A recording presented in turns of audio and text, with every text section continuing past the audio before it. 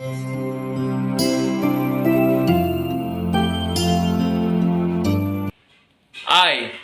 Love Manipur. दोस्तों, क्या आपको पता है चिथरौल कुंभाबा क्या है और हिंदुइज्म और शैमनिज्म मणिपुर में कैसे आया, कैसे फैला और महाभारत काल से मणिपुर का इतिहास जुड़ा हुआ है।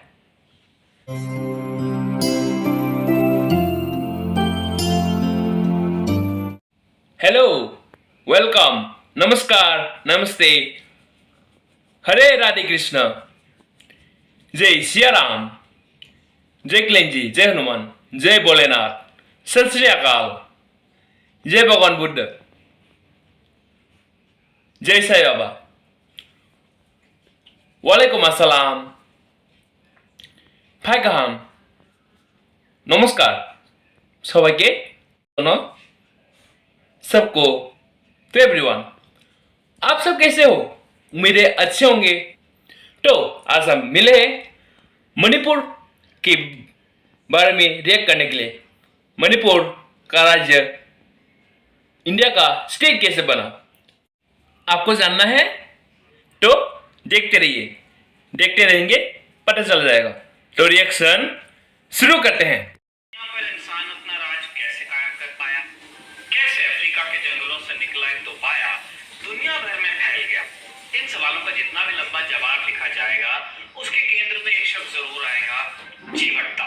इंसान की खूबी है कि कैसे भी हालात हो वो खुद को ढाल ही लेता है, मुश्किलों में समरसता ढूंढ लेता है। ये बात तो है, इसलिए जरूर कंट्रोवर्सी है इसको लेकर, लेकिन बहुत सारे लोग मानते हैं, बहुत सारे स्कॉलर्स मानते हैं अफ्रीका से ही ह्यूमन इवोल्यूशन स्टार्ट हुआ। इसलिए अपने देश में 2 महीने से चल रही एक भीषण त्रासदी को भी हम महज राजनीति इसके लिए बहुत दुख होता है। चाहता हूँ कि जल्दी प्रॉब्लम सॉल्व हो जाए मणिपुर में और जल्दी से शांति स्थापित हो। बहरहाल अपने हिस्से इतिहास है, हम और आप मणिपुर भूले नहीं, इसलिए आज तारीख में बात करेंगे इस सुंदर से नाम वाले सुंदर से राज्य के अतीत की। नमस्कार, मेरा नाम है निखिल और आप देख रहे हैं ऐतिहासिक किस्सों का। आप सभी ये चैनल सब्सक्राइब कर लीजिएगा, द ललन टॉप चैनल, और वीडियो का लिंक भी मैं और चैनल का लिंक मैं डिस्क्रिप्शन में डाल दूंगा। सावधानी के बावजूद यदि किसी नाम के उच्चारण में हमसे गलती हो तो उसके लिए हम अग्रिम माफी मांगते हैं। अब आगे बढ़ते हैं। बिल्कुल शुरुआत से शुरू करें तो मणिपुर का सबसे पहला जिक्र महाभारत में मिलता है। यहाँ के राजा चित्रवाहन की बेटी चित्रांगदा जी से भगवान श्री अर्जुन जी का शादी हुआ था महाभारत काल में। एक और सबूत कि महाभारत सच में हुआ था। स्वयं महाभारत के हिसाब से आप देखेंगे तो ये वाला मणिपुर जिसका जिक्र है महाभारत में वर्तमान उड़ीसा के आसपास स्थित था, इसलिए आज वाले मणिपुर और महाभारत वाले मणिपुर को एक कहने में समस्या है। लेकिन इसका मतलब ये तो नहीं है ना कि अभी जिस स्थिति में है मणिपुर पे प्राचीन काल में भी वैसे ही था।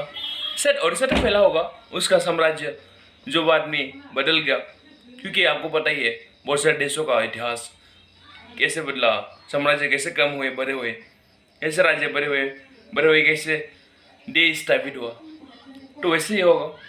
तो एक और सबूत जो बताता है कि महाभारत सच में हुआ था 5000 साल पहले। महत्वपूर्ण सोर्स चिथरौल कुंभाबा जिसमें क्रॉनिकल है मणिपुर का की कहानियां हैं। ये ग्रंथ भी चूंकि वाचिक परंपरा से आगे बढ़ा, इसलिए इसमें कितनी बातें पूरी तरह प्रामाणिक हैं कहना मुश्किल है। वाचिक माने कहते हुए, एक ने कहा दूसरे से और ऐसे आगे बढ़ा। इस ग्रंथ के हिसाब से ऐतिहासिक समय में मणिपुर के कई कबीलों के बीच लड़ाई हुई, जिसमें निंगथौजा कबीले की जीत हुई। निंगथौजा की स्थापना की। इसी कबीले से मणिपुर के पहले राजा हुए नोंगत लेरेन पाखंबा। इन राजा के दौरान मणिपुर में एक धर्म की शुरुआत हुई जिसे सनमाही धर्म या सनमाहिज्म कहा जाता है। महाराज नोंगत लेरेन पागंबा के युग में ही पहली बार शैमनिज्म धर्म का शुरुआत हुआ था मणिपुर में। शैमनिज्म धर्म वो है जिस धर्म में लोग आत्माओं से बात करते हैं एक चेतना शक्ति के साथ। एक लेवल ऑफ कॉन्शियसनेस के साथ। ग्रंथ थे, अपने रीति रिवाज थे और अपने देवता भी थे।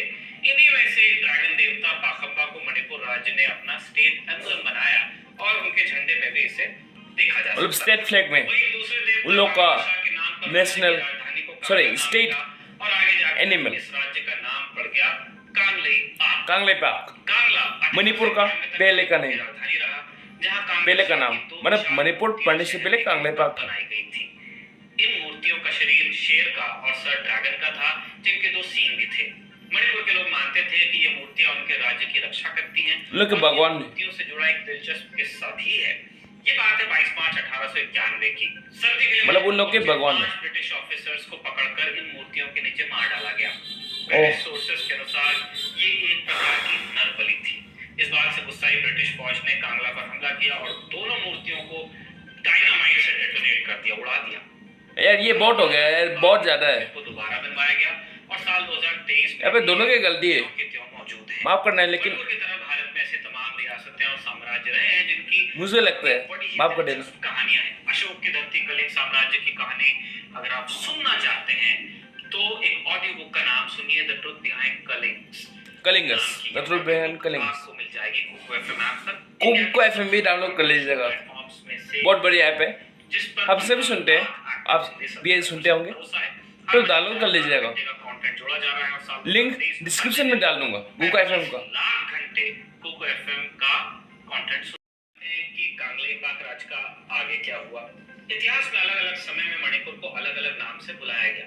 यहाँ के लोगों के लिए इसका नाम कांगलेपाक था, तो बर्मा के लोग इसे कथे कहते थे, जबकि असम के लोग मुगली नाम से मुगली। कई कई मणिपुर का नाम निकली, मैत्रबाग, कलेम्पू और पोंथोकलम भी पढ़ने और सुनने को मिलता है। नाम जो भी हो, 15वीं सदी में उत्तर पूर्व के सबसे ताकतवर राज्यों में से एक हुआ। वो तो तब यहाँ के राजा हुआ बिल्कुल सच था, खागेम्बा। बिल्कुल सच। इन्हें एक और नाम से जाना जाता था, conqueror of the Chinese. Conqueror of the Chinese. चीन की तरफ से मिंग वंश के राजा चोंगझेन ने भारतीय उपमहाद्वीप पर हमला किया, तो अच्छा। के बाद वो सीधे मणिपुर की ओर बढ़ा।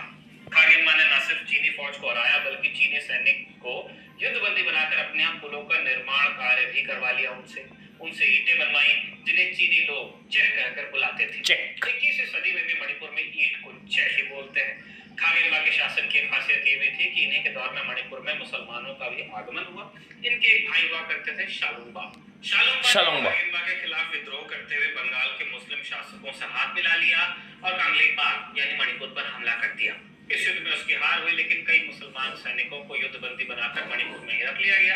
ये लोग मजदूरी का काम करते थे और यही आगे जाकर मैतेई बंगाल कहलाए। तो ऐसे मैतेई बंगाल बात जो नोट करने मणिपुर में ये कि इनके फैला और खेल को खूब बढ़ावा मिला आया था। पोलो यहाँ कई सदियों से खेला यूं कहे, जाता है और कई इतिहास मैतेई जाति में शुरुआत मुस्लिम से ही हुई। कागेम्बा के दौर में धर्म पोलो में इस तरह से, हुआ, वही आगे जाकर मॉडर्न पोलो या में। मुस्लिम रिलीजन इस तरह से शुरुआत हुआ। सवाल ये कि कांगलेपाक का नाम मणिपुर कैसे हुआ।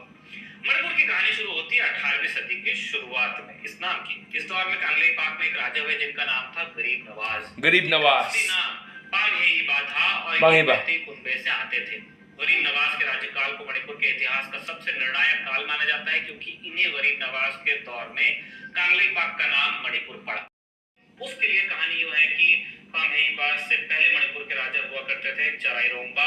अब जो पांगहेइबा थे, इनकी सबसे छोटी रानी मतलब चराइरोंगबा की सबसे छोटी रानी नंगशिर छाइबी के बेटे थे। पांगहेइबा की पैदाइश के वक्त सत्ता को लेकर खींचतान चल रही थी, बल्कि मणिपुरी इतिहास के कुछ सोर्सेस के अनुसार राज दरबार में ऐसी प्रथा भी चलती थी कि सबसे बड़े बेटे के अलावा सभी बेटों को मरवा दिया जाता था, ताकि कुर्सी को लेकर आगे लड़ाई न हो। इसमें कितनी सच्चाई है ये पक्का नहीं कहा जा सकता, क्योंकि मणिपुर के इतिहास की अधिकतर बातें, जैसा हमने पहले भी कहा, वाचिक परंपरा से आगे बढ़ी है। मैंने आपको बताया, आपने अगले को बताया। जैसे कि ऑडियल अकाउंट से भरा है, मतलब बातचीत से भरा है, फिर भी कहने और सच भी हो सकता है या झूठ भी। वो तो उन मणिपुर के साम्राज्य के महाराजा महारानी को ही सामंतों को ही और उनके महल में जो मंत्रियां थे इत्यादि उन लोगों को ही पता होगा। गुप्तचरों को उनके पीछे भेजा। पांगहेइबा के नाना उन्हें लेकर पहाड़ों में छुप गए। बाद में जब चराइरोंगबा को उनके जीवित होने का पता चला, वो पांगहेइबा को वापस लाए और कि सस्ता है झूठ। साल 1709 में पांगहेइबा को राज्य की गद्दी मिली। सच ही था। राज्य बर्मा से युद्ध में बीता, उधर से हमला होता भी था। हिस्ट्री हमने अभी थोड़ी देर पहले देखी।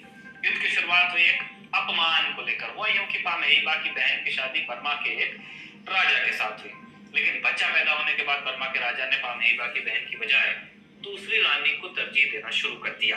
इस बात से गुस्सा होकर पामेहिबा ने बर्मा पर आक्रमण किया। पामेहिबा ने ताउम्र कई लड़ाइयां लड़ी और अपने राज्य का विस्तार भी किया। हालांकि उन्हें इस बात के लिए ज्यादा जाना जाता है कि उनके दौर में मणिपुर में हिंदू धर्म का प्रसार हुआ।